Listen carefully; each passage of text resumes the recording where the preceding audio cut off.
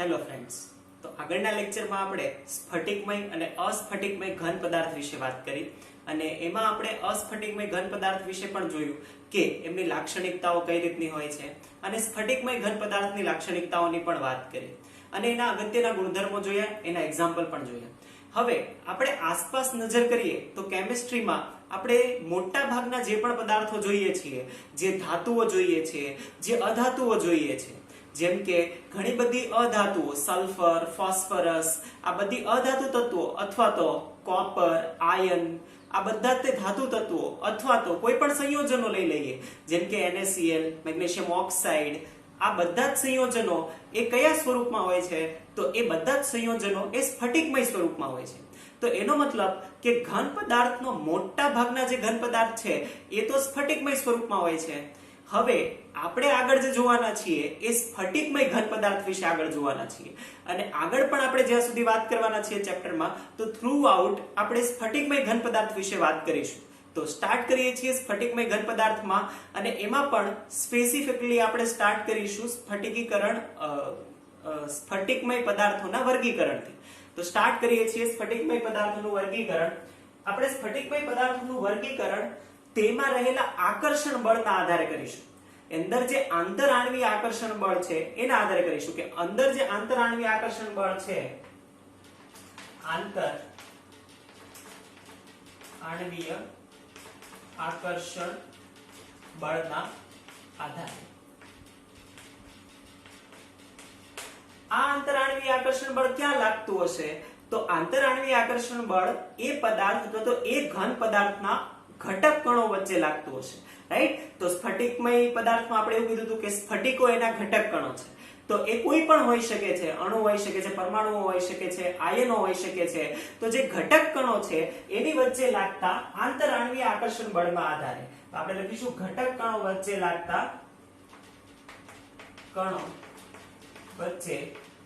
લાગતા આંતરઆણ્વીય આકર્ષણ બળ. તો આપણે વાત કરી લઈએ કે કયા કયા આકર્ષણ બળ લાગી શકે છે ઘટક કણો વચ્ચે.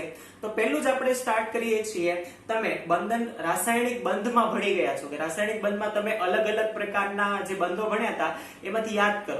આપણે બે પ્રકારના એમાં મુખ્યત્વે બંધને વિભાજિત કરેલા હતા રાસાયણિક બંધને. એમાં મુખ્યત્વે બેમાં એક હતું, એ હતું ઇન્ટરમોલેક્યુલર અને ઇન્ટ્રામોલેક્યુલર. ઇન્ટરમોલેક્યુલર એટલે તે આંતરઆણ્વીય એટલે કે અણુઓ અને અણુઓ વચ્ચેનું, અને અણુની અંદર રહેલું હોય તો એને આપણે કીધું ઇન્ટ્રામોલેક્યુલર, રાઈટ?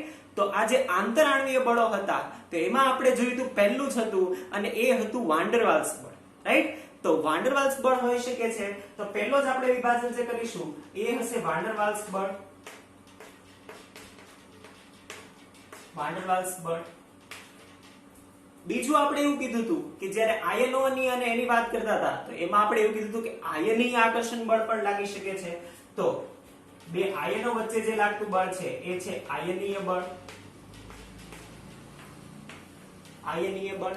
પછી આપણે એ પણ કીધું હતું કે જે ધાતુ પરમાણુઓ હોય તો એની વચ્ચે જે અસ્તિત્વ ધરાવે છે એ છે ધાત્વિક બળ.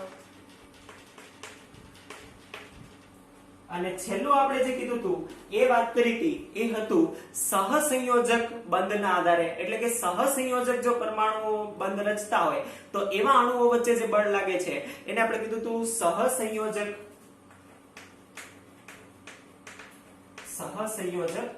આકર્ષણ બળ, રાઈટ?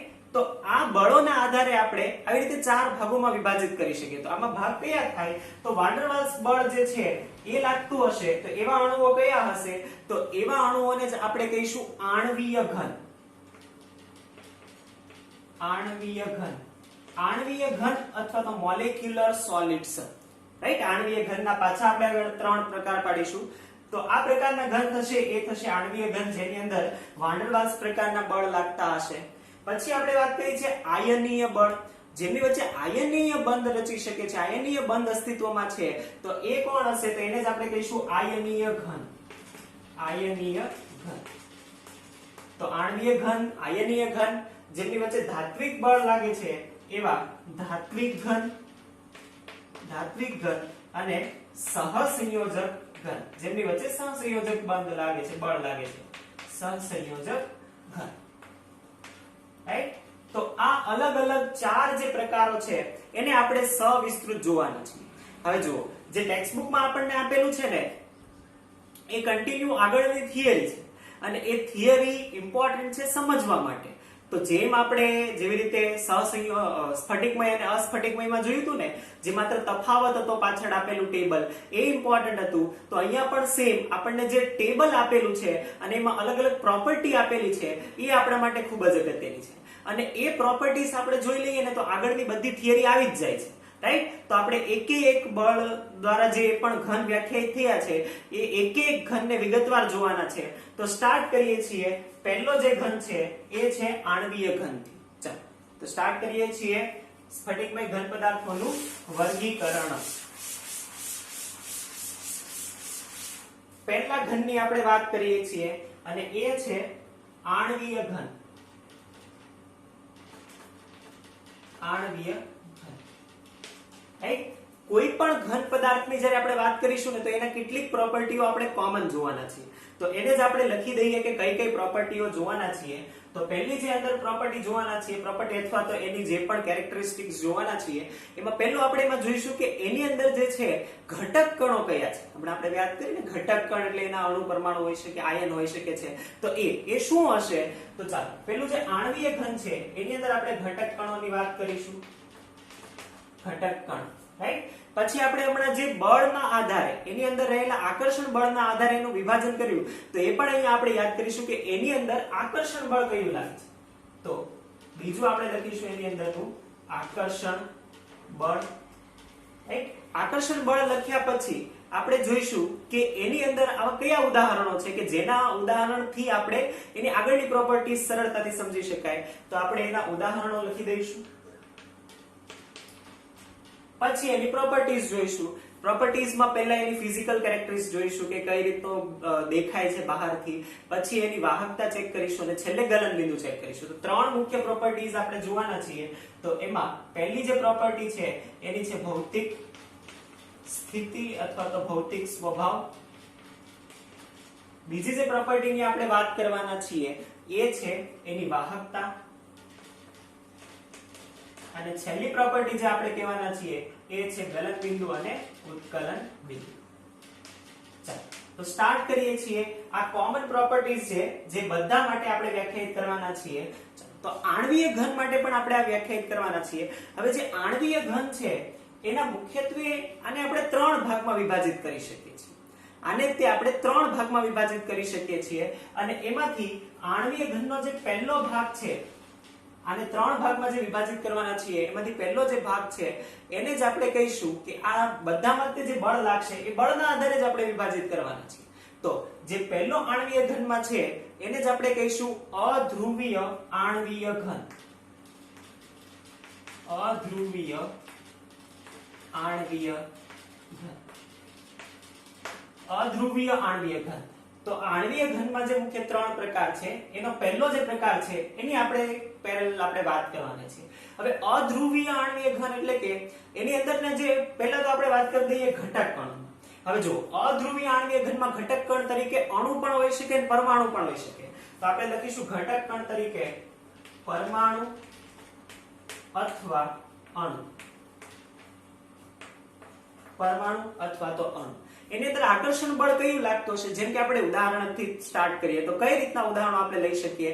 જેમ કે આપણે વાત કરીએ છીએ આર્ગોન, હિલિયમ, રાઈટ? આ પ્રકારના ઘનની વાત કરીએ, જો એને આપણે ઠારવામાં આવે અને એનું સ્ફટિકીકરણ કરવામાં આવે તો જો આવા ઘનની આપણે વાત કરીએ તો એ શું થશે?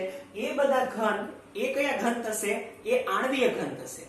પરંતુ વિચાર, એના જે અણુઓ છે, હવે આર્ગોનની વાત કરીએ તો એના માટે શું થશે? પરમાણુ થશે, રાઈટ? એ પોતે અધ્રુવીય છે. હા, આર્ગોન અધ્રુવીય છે, હિલિયમ પણ અધ્રુવીય છે અને પોતે પરમાણુ છે. એનો મતલબ આર્ગોન અને હિલિયમ એ શું થયા? એ પરમાણુ વાળા આના ઉદાહરણ.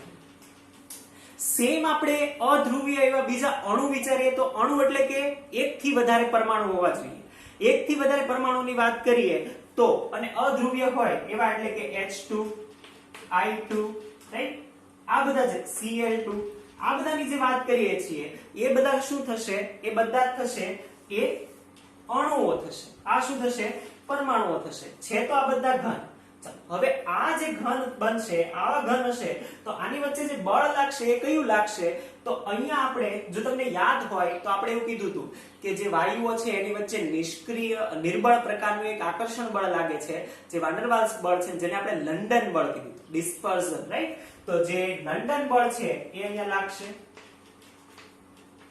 અને તમને ધ્યાનમાં હશે કે સૌથી નિર્બળ પ્રકારનું આકર્ષણ બળ આ છે, રાઈટ? તો આ પણ ધ્યાનમાં રાખજો, કેમ કે સૌથી નિર્બળ પ્રકારનું આકર્ષણ બળ હોય તો એમની વચ્ચે ઓછામાં ઓછું આકર્ષણ બળ હશે, આથી એના ગલન બિંદુ સૌથી નીચા હશે, રાઈટ? તો એ આપણે લાઈનમાં જોવાના જ છીએ. ચાલો, તો આપણે ઉદાહરણ જોઈ લીધા, એની અંદર લંડન બળ છે, આ જોયું. અણુ પરમાણુ તરીકે એના ઘટક કણ હોઈ શકે છે. હવે સ્વભાવની વાત કરીએ છીએ કે જો આ બને તો આ ઘન કેવા હોય? તો અતિશય મૃદુ હોય, રાઈટ? પોચા ઘન હોય, એકદમ મૃદુ પ્રકારના ઘન હશે, પોચા હશે. વાહકતાની વાત કરીએ તો વાહકતા ક્યારે આવે?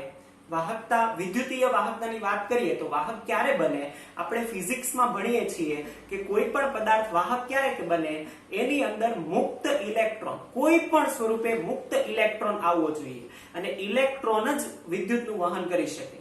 તો શું આ ઘનમાં કોઈ પણ જગ્યાએ મુક્ત ઇલેક્ટ્રોન શક્ય છે? નહીં. અહીંયા મુક્ત ઇલેક્ટ્રોન શક્ય નથી, તો આ બધા શું થશે? અવાહકો થશે, અવાહક થશે. અને હમણાં જ આપણે કીધું કે આની અંદર સૌથી જે વીક પ્રકારનું આકર્ષણ બળ છે, સૌથી નિર્બળ, એ લાગે છે સૌથી નિર્બળ. સૌથી નિર્બળ પ્રકારનું આકર્ષણ બળ લાગે છે, આથી આનું જે ગલન બિંદુ હશે એ સૌથી નીચું હશે, રાઈટ? બધામાં, માત્ર આણ્વીય ઘનની અંદર છે એ ત્રણમાં જ નહીં, બધા ઘનની અંદર સૌથી નીચું જેનું આણ્વીય ગલન બિંદુ હશે એ કોનું હશે? અધ્રુવીય આણ્વીય ઘન. તો આ હશે સૌથી નીચા ગલન બિંદુ ધરાવતા ઘન થશે. તો આ આણ્વીય ઘનની અંદર પહેલો પ્રકાર થયો અધ્રુવીય આણ્વીય ઘન. સમજાશે? ચાલો, બીજો સેમ પ્રકારની આપણે વાત કરવાના છીએ, એ પણ ક્યાં છે? આણ્વીય ઘનની જ આપણે વાત કરવાના છીએ. અને આણ્વીય ઘનની અંદર આપણે બીજો વાત કરીએ છીએ એ છે ધ્રુવીય આણ્વીય ઘન. ધ્રુવીય આણ્વીય ઘન. ધ્રુવીય આણ્વીય ઘન પ્રકારના એટલે કયા થયા? જુઓ, અહીંયા આપણે જ્યારે વાત કરતા હતા ત્યારે એ પરમાણુ અથવા તો અણુ ધરાવતા, એટલે કે અધ્રુવીયમાં હમણાં આપણે વાત કરતા હતા. તો અધ્રુવીયમાં આપણે શું કીધું કે એ અણુ અથવા તો પરમાણુ ધરાવી શકે અને અધ્રુવીય હોવો જોઈએ, રાઈટ? અને એની વચ્ચે આકર્ષણ બળ લાગશે. હવે કોમનલી એટલું કહેવાનું કે આ જે અધ્રુવીય આણ્વીય ઘન અથવા તો ધ્રુવીય આણ્વીય ઘન છે એની અંદર લાગે તો વાન ડર વાલ્સ બળ જ છે, રાઈટ? એ વાન ડર વાલ્સ બળ જ્યારે અધ્રુવીય વચ્ચે લાગતું હોય તો એને જ આપણે કીધું લંડન બળ. અને હવે જ્યારે ધ્રુવીય અણુઓ વચ્ચે લાગશે, ધ્રુવીય અણુઓ એટલે કેવા? તો કે ધ્રુવીય અણુઓ એટલે એવા કે જેમ કે HCl, રાઈટ? SO2, NH3, આ બધા છે એ ધ્રુવીય અણુઓ છે. હવે ઓબ્વિયસલી આ ઘન હશે, આ ઘનમાં ઘટક કણો તો અણુઓ જ હશે, ઘટક કણો અણુઓ જ હશે, રાઈટ? કેમ કે એમાં પરમાણુઓ આવી શકે નહીં, રાઈટ? ધ્રુવીયમાં માત્ર અણુઓ હશે અને આવા અણુઓ હશે કે જે ધ્રુવીય હોય. તો એની વચ્ચે આકર્ષણ બળ કયું લાગતું હશે? યાદ કરો, વાન ડર વાલ્સ બળમાં કયું એવું આકર્ષણ બળ હતું કે જે ધ્રુવીય વચ્ચે લાગતું હતું? એને આપણે નામ દીધું હતું, યસ, આપણે એવું કીધું ધ્રુવીય પ્રકારનું આકર્ષણ બળ, રાઈટ? તો ડાયપોલ જે એટ્રેક્શન ફોર્સ હતું તો એ આપણે અહીંયા લખીશું. તો અહીંયા બનશે ધ્રુવીય આકર્ષણ બળ. એ આ અણુઓ વચ્ચે લાગશે. ફરીથી આપણે કહીએ છીએ કે આપણે આંતર આણ્વીય આકર્ષણ બળની વાત કરીએ છીએ, રાઈટ? આંતર આણ્વીય એટલે કે HCl નો એક અણુ, HCl નો બીજો અણુ, એવી રીતે. ફાઇન. તો એ અણુઓ વચ્ચે ધ્રુવીય પ્રકારનું આકર્ષણ બળ લાગતું હશે. તો આ છે એના એક્ઝામ્પલ. ભૌતિક સ્થિતિની વાત કરીએ છીએ તો જો આ ઘન બને, આ કોઈ પણ ઘન આપણે સોલિડ અવસ્થામાં લાવીએ તો આ ઘન પણ કેવા બનશે? અગેન આની વચ્ચે આકર્ષણ બળ કેવું છે? ભલે લંડન બળ કરતા તો પ્રબળ છે, પરંતુ વાન ડર વાલ્સ બળ જે છે એ યુનિવર્સલી વીક છે, સૌથી વીક પ્રકારનું છે. તો આ ભલે ધ્રુવીય બળ એ લંડન બળ કરતા કેવું છે? થોડું વધારે પ્રબળ છે, પરંતુ ઓબ્વિયસલી એ બાકી બધાની કમ્પેરમાં તો નિર્બળ જ છે. એટલે આપણે અહીંયા લખીશું કે કમ્પેરિઝન કરતી વખતે કે નિર્બળ આકર્ષણ બળ પરંતુ લંડન બળ કરતા પ્રબળ. લંડન બળ કરતા પ્રબળ થશે. તો આ છે તો નિર્બળ જ, તો એનો મતલબ કે એના જે અણુઓ વચ્ચે આકર્ષણ છે એ નિર્બળ છે, તો આની જે ભૌતિક સ્થિતિ હશે એ પણ કેવી હશે? મૃદુ હશે. એટલે કે જો આને ઘન અવસ્થામાં લાવીએ તો આ કેવા બને? એ જે બનશે એ સોલિડ મૃદુ હોય, પોચા જ હોય. રાઈટ? આગળ વાત કરીએ છીએ એની વાહકતામાં. અગેન વાહકતા માટે જોઈએ ઇલેક્ટ્રોન. જ્યારે આ HCl SO2 જો એ સહસંયોજક બંધ બનાવ્યો હોય અને એ રીતે જોડાયેલા હોય તો એ કોઈ પણ ઇલેક્ટ્રોન મુક્ત ના કરે. કોઈ પણ ઇલેક્ટ્રોન જો ફ્રી ના કરતા હોય તો આ વિદ્યુતના વાહક થઈ શકતા નથી. એટલે આ કેવા થશે? અવાહક થશે. તો આ થશે વિદ્યુતના અવાહક. ગલન બિંદુ ઉત્કલન બિંદુની વાત કરી દઈએ તો આ જે છે ગલન બિંદુ ઉત્કલન બિંદુ આમ તો નીચા જ હશે, પણ વિચાર કે આપણે અગાઉ કયા ઘનની વાત કરી હતી? અધ્રુવીય આણ્વીય ઘનની વાત કરી હતી. તો અધ્રુવીય આણ્વીય ઘન કરતા આના ગલન બિંદુ કેવા હોવા જોઈએ? ધ્રુવીયના. આના ગલન બિંદુ એ અધ્રુવીય કરતા વધારે હોવા જોઈએ. શા માટે? કેમ કે અધ્રુવીય ઘનમાં લંડન બળ હતું અને લંડન બળ કરતા પ્રબળ એવું બળ આમાં લાગે છે. રાઈટ? એટલે ગલન બિંદુ હશે તો નીચા જ તે, પરંતુ જે અધ્રુવીય ઘન કરતા એની કરતા ઊંચા હશે. રાઈટ? તો આપણે કમ્પેરિઝનમાં લખીશું કે ગલન બિંદુ આના તો નીચા જ હશે, પરંતુ અહીંયા બ્રેકેટમાં આપણે લખીશું કે જે અગાઉ હતું કયું હતું? અધ્રુવીય આણ્વીય ઘન કરતા અધ્રુવીય આણ્વીય ઘન કરતા ઊંચા. ધ્યાનમાં આવશે. એટલે આપણે કમ્પેર કરી દીધું અને કઈ રીતે આ થયું એ પણ જોયું. રાઈટ? શા માટે? આકર્ષણ બળના લીધે થશે. તો વાન ડર વાલ્સ બળના જે આધારે આપણે અધ્રુવીય આણ્વીય ઘન અને ધ્રુવીય આણ્વીય ઘન જોયું. સેમ હજી એક આણ્વીય ઘનમાં એક ત્રીજો પ્રકાર છે, એ પણ આપણે જોવાના છીએ અને એ છે હાઇડ્રોજન બંધિત ઘન. ખૂબ જ ઇમ્પોર્ટન્ટ છે. ચાલો આપણે લખીએ છીએ હાઇડ્રોજન બંધિત ઘન. ત્રીજા પ્રકારનો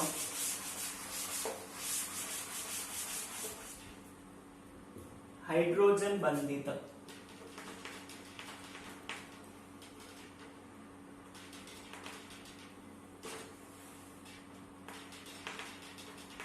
હાઇડ્રોજન બંધિત આણ્વીય ઘન. જો હજી આપણે આણ્વીય ઘનના તે ત્રણ પ્રકારોની વાત કરીએ છીએ. સોરી, આ ત્રણ થશે. રાઈટ? આણ્વીય ઘનના જે ત્રણ મુખ્ય પ્રકાર છે, રાઈટ? અધ્રુવીય આણ્વીય ઘન, ધ્રુવીય આણ્વીય ઘન અને હાઇડ્રોજન બંધિત આણ્વીય ઘન.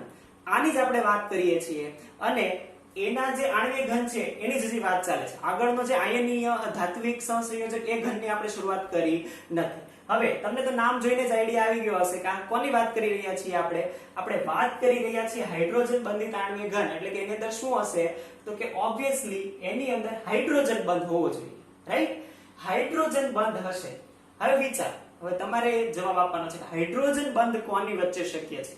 હવે હાઇડ્રોજન શબ્દ આવે એટલે આપણને એ તો સમજાઈ ગયું કે હાઇડ્રોજન તો હશે જ. હવે હાઇડ્રોજન એવી કઈ સ્પીસીઝ હોય કે જેમાં હાઇડ્રોજન બંધ અસ્તિત્વ ધરાવે અથવા તો હોય? રાઈટ? વિચાર અને જવાબ આપો. યસ. તો આપણે જે હાઇડ્રોજન બંધની વાત કરીએ છીએ, હાઇડ્રોજન બંધ કોમાં શેમાં હોય? તો હાઇડ્રોજન અને ફ્લોરિન, ઓક્સિજન અથવા તો નાઇટ્રોજન, આ ત્રણ પરમાણુઓ સાથે જો હાઇડ્રોજન જોડાયેલો હોય તો એને જ આપણે શું કહીએ છીએ? હાઇડ્રોજન બંધ ધરાવતા સંયોજનો કહીએ છીએ. તો આપણે એ લખી દઈએ, જેમ કે આપણે વાત કરીએ છીએ કે મોસ્ટ કોમનલી જે હાઇડ્રોજન બંધિત આણ્વીય ઘન આપણે લખવાના છીએ એ કયા છે? તો એમાં આપણે લખીશું H2O કોમન. અને હા, આપણે ઘન અવસ્થાની વાત કરીએ છીએ તો ઘન અવસ્થામાં H2O ને જ આપણે શું કહીએ છીએ? બરફ કહીએ છીએ. હા, બીજું હજી જેમાં પ્રબળ પ્રકારનું હાઇડ્રોજન બંધ છે એ છે HF. રાઈટ? HF આ બંને જ શું ધરાવે છે? હાઇડ્રોજન બંધ ધરાવે છે. તો આપણે એ પણ લખી દઈએ કે આમાં આકર્ષણ બળ કયું હશે? તો આકર્ષણ બળ હાઇડ્રોજન H2O વચ્ચેના મોલેક્યુલ વચ્ચે એ હાઇડ્રોજન બંધ હશે. હાઇડ્રોજન બંધ હશે. અને ઓબ્વિયસલી આ પણ કોની વચ્ચે લાગી શકે? અણુઓ વચ્ચે જ લાગી શકે. તો આના ઘટક કણો પણ શું હશે? અણુઓ હશે. આ સમજાશે. હવે આપણે આકર્ષણ બળને કમ્પેર કરી દઈએ. હવે તમને ધ્યાનમાં આવી જ ગયું હશે કે હાઇડ્રોજન બંધ એ ધ્રુવીય અને વાન ડર વાલ્સ બધા કરતા પ્રબળ છે. એટલે આપણે શું કહી શકીએ કે આણ્વીય ઘનના આકર્ષણ બળોમાં સૌથી પ્રબળ આકર્ષણ બળ આનું છે. કહી શકીએ. તો આપણે કઈ રીતે લખીશું? તો આપણે આવી રીતે લખીશું કે લંડન બળ અને દ્વિધ્રુવીય દ્વિધ્રુવીય આકર્ષણ બળ કરતા પ્રબળ થશે, રાઈટ? આ કમ્પેર એટલા માટે કરીએ છીએ કેમ કે ગલનબિંદુ જ્યારે આપણે લખીશું તો એનો ઓર્ડર લખવાના છે એટલા માટે, રાઈટ? ચાલો, તો આ H2O ની વાત કરી. હવે આ આપણે કહીએ છીએ H2O, HF, આ બધા જ જ્યારે આપણે વાત કરીએ છીએ તો આ બધા જ તે આમ આપણે જોઈએ તો એ આણ્વીય ઘનની વાત કરીએ ને તો આણ્વીય ઘનમાં એ ધ્રુવીય અને અધ્રુવીય આણ્વીય ઘન કરતા પ્રબળ આકર્ષણ બળ ધરાવે છે. પરંતુ હાઇડ્રોજન બંધ પણ એટલો બધો સ્ટ્રોંગ નથી, એટલો બધો એટલે કે સહસંયોજક બંધ, આયનીય બંધ, ધાત્વિક બંધ એના જેટલો પ્રબળ નથી, રાઈટ? એ બધા તો બહુ અતિશય પ્રબળ છે અને એની કમ્પેરમાં આ બધા છે એ કેવા છે, એ હાઇડ્રોજન બંધ એની કમ્પેરમાં તો નિર્બળ છે. પરંતુ આણ્વીય ઘનની આપણે જ્યારે વાત કરીએ છીએ તો આણ્વીય ઘનના કમ્પેરમાં આ પ્રબળ છે. અને એટલા માટે અહીંયા જ્યારે આપણે લખીશું ભૌતિક સ્વભાવ જ્યારે આનો લખીશું તો કઈ રીતે લખીશું કે આ બધા જે છે જો ઘન અવસ્થામાં હોય તો એ કેવા હોય છે, એ સખત હોય છે, રાઈટ? ભૌતિક સ્વભાવ જ્યારે આપણે લખીશું તો એમાં લખીશું સખત.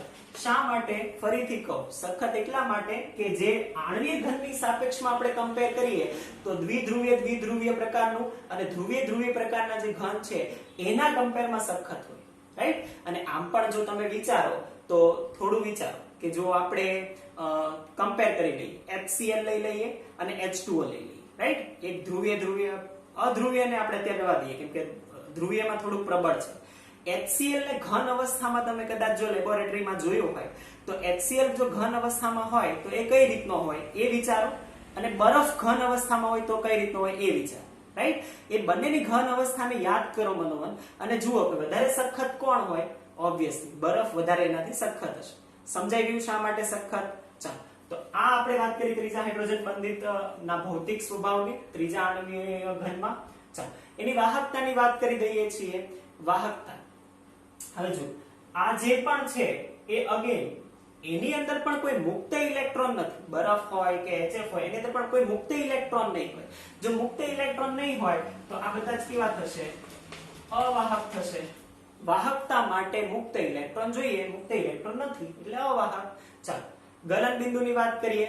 ગલનબિંદુ પણ આપણે કહી શકીએ છીએ કે જે આણ્વીય ઘન છે તો આણ્વીય ઘનના ગલનબિંદુ છે એ ઓબ્વિયસલી નીચા જ છે, પરંતુ તમે કમ્પેર કરીને પાછું લખી શકો છો કે અધ્રુવીય અને ધ્રુવીય ઘન કરતા કેવા હશે? ઉચ્ચ, રાઈટ? તો તમે જાતે પણ લખી શકો છો, આપણે લખી દઈએ છીએ કે આના ગલનબિંદુ નીચા જ હશે પરંતુ અધ્રુવીય અને ધ્રુવીય ઘન કરતા ઉચ્ચ ધ્યાનમાં આવશે. તો આ આપણે વાત કરી કોની? સ્ફટિકમય ઘન પદાર્થના વર્ગીકરણમાં પહેલો ઘન પદાર્થ અને એ એટલે આણ્વીય ઘન થશે. તો આ આણ્વીય ઘનના ત્રણે ત્રણ જે પ્રકાર હતા એની આપણે વાત કરી અને આ થયા ત્રણે ત્રણ પ્રકારના કમ્પેરિઝન સાથેનું ટેબલ તૈયાર, રાઈટ? હવે આપણે સ્પેસ નથી એટલે આવી રીતે અલગ અલગ લખેલું છે. તમારે કઈ રીતે લખવાનું છે? તો તમારે એક જ ટેબલની અંદર પહેલા અધ્રુવીય આણ્વીય ઘન અને એની વિગત, પછી ધ્રુવીય આણ્વીય ઘન એની વિગત, પછી હાઇડ્રોજન બંધિત આણ્વીય, એવી જ રીતે તમારે કન્ટિન્યુ લખવાનું છે. ફાઇન? તો એવી રીતે વ્યવસ્થિત રીતે ટેબલ બનાવશો તો માત્ર ટેબલ વાંચીને તમને આખો જે ટોપિક છે એ સમજાઈ જશે, રાઈટ? આગળની થિયરી વાંચવાની જરૂર પડશે નહીં. ધ્યાનમાં આવશે. તો આપણે પહેલા ઘનની વાત કરી, આણ્વીય